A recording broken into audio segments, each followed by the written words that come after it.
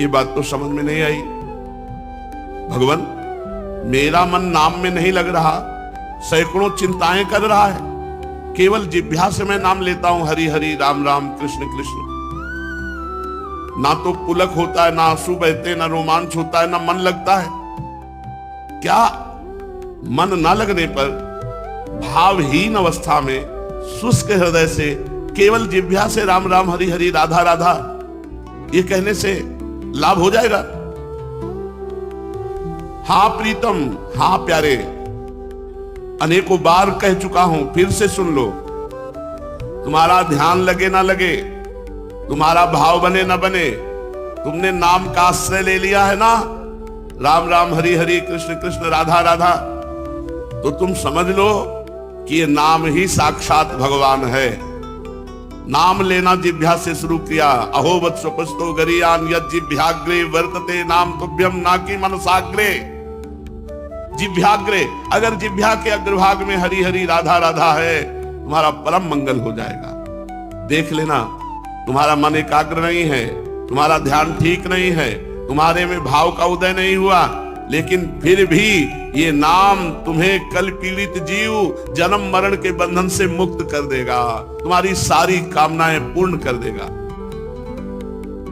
भगवान, आप तो कह रहे हो आप हमारे गुरु हैं, इसलिए मैं आपकी बात मान रहा हूं, लेकिन पुराण श्रीमद् भागवत वाणी धर्म ग्रंथों में प्रमाण है क्या ऐसा कि मन ना लगे, ध्यान ना बने, भाव ना आवे और हम ऐसे नाम जप कर रहे हैं रूखा सूखा, इससे हमारा काम हो जाएगा? आप हमारे गुरु हैं ऐसे तो मैं आपकी बात मान लूंगा, लेकिन दूसरा कोई उसके लिए प्रमाण तो दीजिए। शास्त्रों में क्या प्रमाण है? काशी खंड में वर्णन है कि यदि अग्नि का छोटा सा हिस्सा भूल से छू जाए तो तुम्हें जला देगा, जानबूझ के छू लो तो जला देगा, या कोई धोखे से छुआ दे तो जला देगा, क्योंकि उसमें दाहिका शक्ति है। ऐसे ही ओष्ठपुट से नाम छू जाए तो राधा तुम्हारे पाप जला देगा। तुम ध्यान से जपो तो तुम्हारे पाप जला देगा। अज्ञान से कोई पुकार रहा है राधा ऐसे ही और तुमने सुन लिया तो तुम्हारे पाप नष्ट हो जाएंगे। नाम की अपार शक्ति है। जब अग्नि जहर आदि अपना वस्तु गुण दिए बिना नहीं रहते तो नाम अपना प्रभाव दिखाए बिना कैसे रह सकता है? पद्म पुराण में जैसे अग्नि अहेतु की स्पर्श करने पर भी जला देती है, बिना हेतु के स्पर्श हो जाए तो जला देती है, ऐसे ही छल पूर्वक परिहास करने में, उपहास करने में कैसे भी नाम उच्चारण कर लिया, राधा राधा कहते हैं, बड़े भगत बनते, तो 2 बार राधा राधा नाम लिया, उपहास करने में उसका मंगल हो जाएगा। छल भर के उपहास करने में, परिहास करने में कैसे भी भगवान नाम उच्चारण किया उसका मंगल हो जाएगा। जैसे काष्ठ समूह अग्नि को पल भर में दग्ध कर देती है, ऐसे पहाड़ के पहाड़ पाप राशि को भगवान का नाम भस्म कर देता है। श्रीमद् भागवत संकेत या परिहास में भी नाम लेने से चिर शांति की प्राप्ति होती है। इसलिए केवल नाम लो। नाम से तुम्हारी भक्ति बढ़ेगी, नाम जप से तुम्हारा वैराग्य बढ़ेगा, नाम जप से तुम्हें ज्ञान हो जाएगा, नाम जप से तुम निर्भय हो जाओगे। स्कंद पुराण में लिखा है कि जिह्वा पर यदि नाम आ गया तो आप इतने पवित्र हो गए कि Kurukshetra seven, Kashi seven, Pushkar seven, बड़े बड़े तीर्थों का सेवन करने से जो पवित्रता आती है वो घर बैठे तुम पवित्र हो गए, सब तीर्थों का फल मिल गया यदि तुम्हारी जिह्वा पे भगवान का नाम विराजमान है। भगवान नाम तुम ले सको तो बहुत उत्तम बात है। स्मृति रहे या ना रहे, भाव बने ना बने, इसकी चिंता मत करो, तुम केवल जिह्वा से नाम लेते रहो। श्री नारायण व्यूहस्तव में लिखा है, परिहास और उपहास से भी भगवान श्री हरि का नाम लेने से मानव कृतार्थ हो जाता है। केवल नाम उच्चारण से वो जगत बंदनी बन जाता है, जगत बंदनी बन जाता है। एक हिंसा करने वाला व्यक्ति जो राम नहीं कह सकता, वो मरा मरा कह करके जगत बंदनी बन गया। मनुष्य के पापों को नष्ट करने के लिए भगवान का श्री नाम वज्र के समान है। मानो पर्वत के समान पाप हैं और वज्र के समान भगवान का नाम, जे भी वज्र का प्रहार करे पर्वत धूल धूसरित हो जाता है, ऐसे ही नाम उच्चारण करते सब पाप नष्ट हो जाते हैं। नाम संकीर्तनम यस्य सर्व पाप प्रणाशनम, नाम का कीर्तन समस्त पापों का नाश कर देता है। देखो ना, पुत्र के हेतु से नारायण नाम उच्चारण किया तो अजामिल को मुक्ति का अधिकारी बना दिया नारायण नाम ने। अगर वो भगवान का स्मरण नहीं किया, भगवान के प्रति भाव नहीं था और नारायण उच्चारण किया तो उसका कल्याण नहीं होना चाहिए था। लेकिन ये नाम का प्रभाव है कि पुत्र को उच्चारण किया नारायण, तो इसी से उसको मोक्ष का अधिकारी बना दिया नाम ने। कहां तक कहूं, रत्नाकर नाम के डाकू ने मरा मरा जपते जपते ऐसी स्थिति प्राप्त की कि ब्रह्मर्षि कहलाए। रत्नाकर डाकू ब्रह्मर्षि कहलाए। वैष्णव चिंतामणि में लिखा हुआ है, पापनाशक सर्वसाध्य, कठोर परिश्रम की साधना से भी जो प्राप्त नहीं होता, वो सहज में नाम जप से प्राप्त हो जाता है। बड़ी बड़ी कठोर साधनाओं से जो फल नहीं मिलता, वो नाम जप से मिल जाता है। लेकिन नाम जप में विश्वास नहीं होता। अगर विश्वास हो जाए तो आपको कुछ करने की जरूरत नहीं है। लोक परलोक के सारे सुख अपना कर्तव्य कर्म करते हुए नाम जप कर रहे हो, सब हो गया। अन्य कोई साधना की जरूरत नहीं है। आप जो भी किसानी व्यापार नौकरी करते हो, उसको करते हुए नाम जप कर रहे तो लोक परलोक में सब जगह सुखी रहोगे। बड़े बड़े यज्ञानुष्ठान, बड़ी बड़ी ध्यान धारणा, बड़ी बड़ी पूजा पाठ अर्चन से जो लाभ नहीं मिलता, वो केवल नाम जप से मिल जाता है। अगर स्वप्न में भी भगवान का नाम उच्चारण हो जाए तो पाप राशि को क्षय कर देता है। फिर जागृत अवस्था में जो राम राम हरि हरि कृष्ण कृष्ण जप रहे, उनके पाप नष्ट हो जाए, उनका मंगल हो जाए, इसमें कौन सी आश्चर्य की बात है।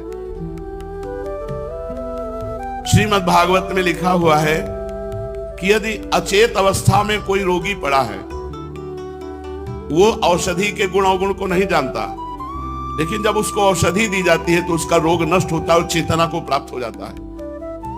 ऐसे ही बिल्कुल मूर्ख है, कोई श्रद्धा विश्वास ज्ञान नहीं है, पर वो रामकृष्ण हरि राधा राधा नाम रटने लगा तो वो उसके अंदर ज्ञान की चेतना प्रकट कर देगा। ऐसे संतों के दर्शन के जो ककहरा नहीं पढ़े और जो बोलते हैं, वो सब शास्त्र की बातें उनके मुख से निकलती है, क्योंकि वो नाम जप करते हैं। भवरोग की अचूक महाऔषधि नाम है। जासु नाम भव भेषज हरन घोर त्रैशूल। तीनों शूलों को, दैहिक दैविक भौतिक तीनों तापों को नष्ट करने की सामर्थ्य और हर रोग की अचूक औषधि, भवरोग की तो है ही, हर रोग की अचूक औषधि। नाम जप करने पर रोग का प्रभाव उस रोगी को परास्त नहीं कर सकता। हम मानते हैं प्रारब्ध अनुसार रोग आएगा, लेकिन वो उसे परास्त नहीं कर सकता। और आवागमन की छुटकारा के लिए तो नाम अमोघ औषधि है। प्रसंगवशात यदि नाम निकल जाए, कानों से नाम सुनाई दे जाए, तो उसके हृदय में भक्ति प्रकट हो जाए, उसके सारे पाप नष्ट हो जाए। हे दयानिधि, हे करुणानिधि गुरुदेव, आपके मुख से नाम महिमा सुनकर तो मैं ऐसे धन्य हो गया जैसे गंगा स्नान करके। श्रीमद् भागवत महापुराण। कल भगवान श्री कृष्ण चंद्रजू ने उद्धव से कहा, तुम मेरे परम प्रिय सखा हो, मेरे प्रिय हो, मैं तुम्हें बड़ी गुप्त बात बताता हूं। आज वो गुप्त बात भगवान बता रहे हैं। कल उद्धव जी से कहा था, प्यारे उद्धव, तुम्हें मैं एक अत्यंत गोपनीय रहस्य की बात बताऊंगा, क्योंकि तुम मेरे प्रिय सेवक हो, हितैषी हो, सुहृद हो, प्रेमी सखा हो और बड़े श्रद्धालु हो, सुनने के इच्छुक भी हो। भगवान स्वयं वर्णन कर रहे हैं, न रोधयति माम योगो न सांख्यम धर्म एव च न स्वाध्यायस्तपस्त्यागो निष्ठापूर्तम न दक्षिणा व्रतानि यज्ञच्छन्दांसि तीर्थानि नियमायमाः यथा वरुन्धेत् सत्संगः सर्वसंगापहो हिमाम्। भगवान श्री कृष्ण कहते हैं, हे प्रिय उद्धव, मैं सबसे ज्यादा उससे प्रसन्न होता हूं, उसके अधीन हो जाता हूं जो रोज सत्संग सुनता है। जगत में जितनी आसक्तियां हैं उन्हें सत्संग नष्ट कर देता है। यही कारण है कि ना मैं साधना योग से, न सांख्य से, न धर्म पालन से, न स्वाध्याय से, न तपस्या से, न त्याग से, न इष्टापूर्त और दक्षिणा से भी मैं वैसा प्रसन्न नहीं होता जैसा मैं सत्संग से प्रसन्न होता हूं। ये गुप्त बात भगवान ने उद्धव जी को बताई कि हमने भगवत प्राप्ति के सांख्य योग, अष्टांग योग, धर्म पालन, स्वाध्याय, तपस्या, त्याग, इष्टापूर्त, दक्षिणा, ये सब, पर मैं जैसा सत्संग से प्रसन्न होता हूं वैसा किसी से नहीं। कहां तक कहूं, बड़े बड़े व्रत, यज्ञ, वेद, तीर्थ और यम नियम से भी मैं वैसा वश में नहीं होता जैसा सत्संग से हो जाता हूं। सत्संग मुझे वश में करने में समर्थ है। सत्संग, देखो सत्संग से ही तो पता चला आज कि भवबंधन से छूटने का बहुत बढ़िया उपाय है। मुख में नाम हो और सब वस्तु व्यक्ति स्थान में भगवान को देख के प्रणाम करो, इससे बड़ी कोई साधना नहीं। मुख में नाम हो, निरंतर नाम चल रहा है और सब वस्तु व्यक्ति स्थान जो सामने आते हैं श्री भगवान के स्वरूप ऐसा मानकर प्रणाम कर रहे हैं, ये सत्संग से ही तो पता चला। भगवान कह रहे हैं मैं अष्टांग योग से, सांख्य योग से, धर्म पालन से, स्वाध्याय, तपस्या, त्याग, इष्टापूर्त, दक्षिणा, व्रत, यज्ञ, वेद, तीर्थ, यम, नियम, इनसे मैं वश में नहीं होता जैसा मैं सत्संग से वश में होता हूं। और निष्पाप उद्धव, ये एक युग की नहीं, सभी युगों की एक सी बात है। सत्संग द्वारा दैत्य, राक्षस, पशु, पक्षी, गंधर्व, अप्सरा, नाग, सिद्ध, चारण, गुहक, विद्याधरों को मेरी प्राप्ति हुई है सत्संग के द्वारा। मनुष्यों में वैश्य, शूद्र, स्त्री और अंत्यज आदि रजोगुणी, तमोगुणी प्रकृति के बहुत से जीवों ने मेरा परम पद प्राप्त किया है सत्संग के द्वारा। सत्संग के द्वारा ही वृद्धासुर, प्रहलाद, वृषपर्वा, बलि, बाणासुर, मैदानों, विभीषण, सुग्रीव, हनुमान, जांबवान, गजेंद्र, जटायु, तुलाधार, वैश्य, धर्मव्याध, कुब्जा, ब्रज की गोपियां, यज्ञ पत्नी और दूसरे लोग भी सत्संग के प्रभाव से ही मुझे प्राप्त कर सके हैं। मैं जिन लोगों की बात बताई, इन लोगों ने ना तो वेदों का स्वाध्याय किया था, न विधि पूर्वक महापुरुषों की उपासना की थी। इसी प्रकार इन्होंने कृच्छ, चंद्रायण आदि व्रत और कोई तपस्या भी नहीं की थी। बस केवल सत्संग के प्रभाव से ही वे मुझे प्राप्त हो गए। गोपियां, गौएं, यमलार्जुन आदि वृक्ष, ब्रज के हरिण आदि पशु, कालिया आदि नाग, ये तो साधन साध्य के संबंध में सर्वथा ही मूल बुद्धि थे। इतने ही नहीं, ऐसे ऐसे और भी बहुत हो गए हैं जिन्होंने केवल प्रेम पूर्वक सत्संग के द्वारा भाव प्रकट हुआ और उन्होंने मेरी प्राप्ति कर ली, कृतकृत्य हो गए। उद्धव, बड़े बड़े प्रयत्नशील साधक योग, सांख्य, दान, व्रत, तपस्या, यज्ञ, श्रुतियों की व्याख्या, स्वाध्याय और संन्यास, इन साधनों के द्वारा मुझे प्राप्त नहीं कर सके, परंतु सत्संग के द्वारा तो मैं वृक्ष को भी प्राप्त हो गया, गाय को भी प्राप्त हो गया, कालिया नाग को भी प्राप्त हो गया, पशु पक्षियों को भी प्राप्त हो गया। मैं सत्संग के द्वारा अत्यंत सुलभ हूं। बड़े भाग्यशाली हैं जिनको सत्संग रोज मिलता है। रोज सत्संग प्रगट में अगर मिलता है तो देख लो, इससे बड़ा कोई साधन नहीं। भगवान कह रहे मैं सबसे ज्यादा सत्संग से प्रसन्न होता हूं। उद्धव, जिस समय अक्रूर जी भैया बलराम जी के साथ मुझे ब्रज से मथुरा ले आए, उस समय गोपियों का हृदय गाढ़ प्रेम के कारण मेरे अनुराग के रंग में रंगा हुआ था। मेरे वियोग की तीव्र व्याधि से वे व्याकुल हो रही थी। मेरे अतिरिक्त कोई भी दूसरी बात उन्हें सुखकारक नहीं जान पड़ती थी। तुम जानते हो कि मैं गोपियों का एकमात्र प्रीतम हूं। जब मैं वृंदावन में था तब उन्होंने बहुत सी रात्रियां, वे रास की रात्रियां मेरे साथ आधे क्षण के समान बिता दी थी। परंतु प्यारे उद्धव, मेरे बिना वे ही रात्रियां उनके लिए एक एक कल्प के समान हो गई। जैसे बड़े बड़े ऋषि मुनि समाधि में स्थित होकर तथा गंगा आदि बड़ी बड़ी नदियां समुद्र में मिलकर अपने नाम रूप को खो देती हैं, वैसे ही वे गोपियां परम प्रेम के द्वारा मुझ में इतनी तन्मय हो गई थी कि उन्हें लोक परलोक, शरीर और अपने कहलाने वाले पति पुत्र आदि की भी सुध बुध नहीं रह गई थी। उद्धव, उन गोपियों में बहुत सी तो ऐसी थी जो मेरे वास्तविक स्वरूप को नहीं जानती थी। वे मुझे भगवान न जानकर केवल प्रीतम ही समझती थी और जार भाव से मुझसे मिलने की आकांक्षा किया करती थी। उन साधनाहीन सैकड़ों हजारों अबलाओं ने केवल सत्संग के प्रभाव से ही मुझ परब्रह्म परमात्मा को प्राप्त कर लिया। इसलिए उद्धव, तुम श्रुति स्मृति, विधि निषेध, प्रवृत्ति निवृत्ति और सुनने योग्य तथा सुने हुए विषयों का परित्याग कर दो। श्रुति स्मृति विधि निषेध प्रवृत्ति निवृत्ति और सुनने योग्य तथा सुने हुए विषयों का परित्याग कर दो। क्या करो? सर्वत्र मेरी भावना करो। वही बात आ गई, सब में श्री भगवान है। समस्त प्राणियों के आत्मस्वरूप मुझ एक की ही शरण ग्रहण करो, क्योंकि मेरी शरण में आने से तुम सर्वथा निर्भय हो जाओगे। मेरा सुमिरन करो और सब में मेरे को देखो। उद्धव जी ने कहा, सनकादि योगेश्वरों के भी परमेश्वर प्रभु, यूं तो मैं आपका उपदेश सुन रहा हूं, परंतु इससे मेरे मन का संदेह मिट नहीं रहा। कहीं तो आप कहते हैं स्वधर्म का पालन करना चाहिए, और कहीं आप कह रहे हैं श्रुति स्मृति विधि निषेध प्रवृत्ति निवृत्ति सुनने योग्य और सुने हुए विषयों का परित्याग करके सर्वत्र मेरी भावना करते हुए मेरी शरण में रहो। तो मेरा मन इस दुविधा में लटक गया कि मैं अपने धर्म का पालन करूं कि आपकी शरण में आ जाऊं। आप कृपा करके मुझे भली भांति समझाइए। भगवान श्री कृष्ण ने कहा, प्रिय उद्धव, जिस परमात्मा का परोक्ष रूप से वर्णन किया जाता है वे साक्षात अपरोक्ष प्रत्यक्ष ही हैं, क्योंकि वे निखिल वस्तुओं को सत्ता स्फूर्ति जीवन दान करने वाले हैं। वे ही पहले अनाहत नाद रूप परावाणी नामक प्राण के साथ मूलाधार चक्र में प्रवेश करते हैं। उसके बाद मणिपूरक चक्र नाभि स्थान में आकर पश्चंती वाणी का मनोमय सूक्ष्म रूप धारण करते हैं। तदनंतर कंठ देश में स्थित विशुद्ध नामक चक्र में आते हैं, वहां मध्यमा वाणी के रूप में व्यक्त होते हैं। फिर क्रमशः मुख में आकर ह्रस्व दीर्घादि मात्रा उदात्त अनुदात्त आदि स्वर तथा ककार आदि वर्ण रूप स्थूल वैखरी वाणी का रूप धारण कर लेते हैं। चार वाणी रूप में परमात्मा विराजमान है। मूलाधार केंद्र परावाणी अनाहत नाद, नाभिदेश पश्चंती वाणी, कंठ देश मध्यमा वाणी और जबान में ये वैखरी वाणी। अग्नि आकाश में उष्मा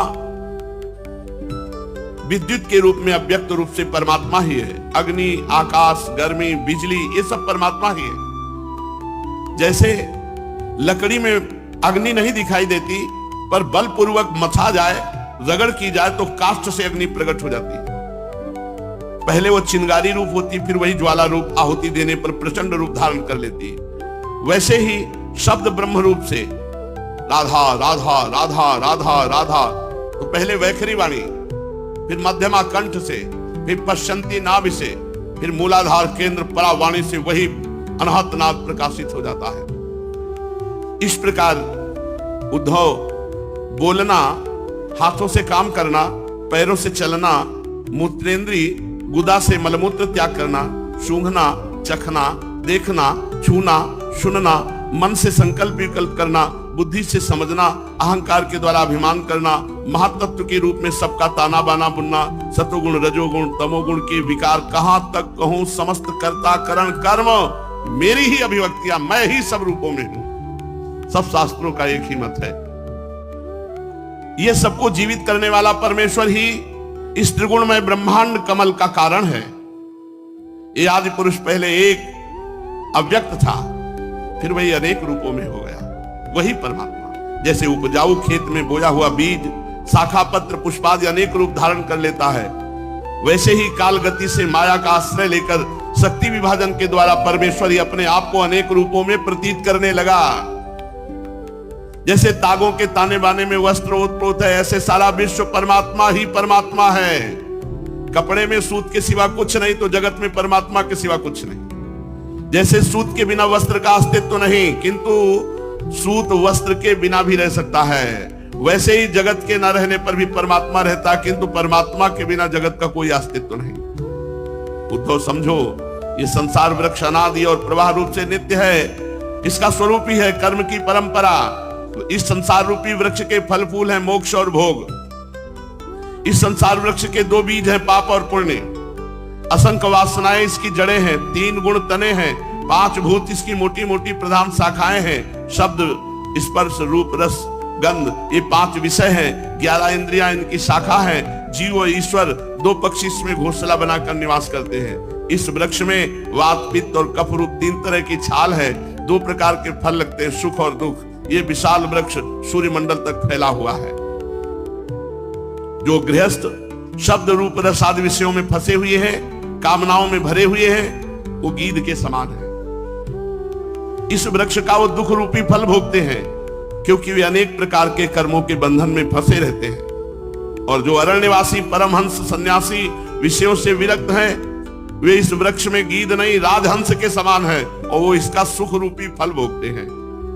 प्रिय उद्धव, इतनी बात समझ लो कि मैं एक ही अनेक रूपों में, यही है जीवन मुक्तता।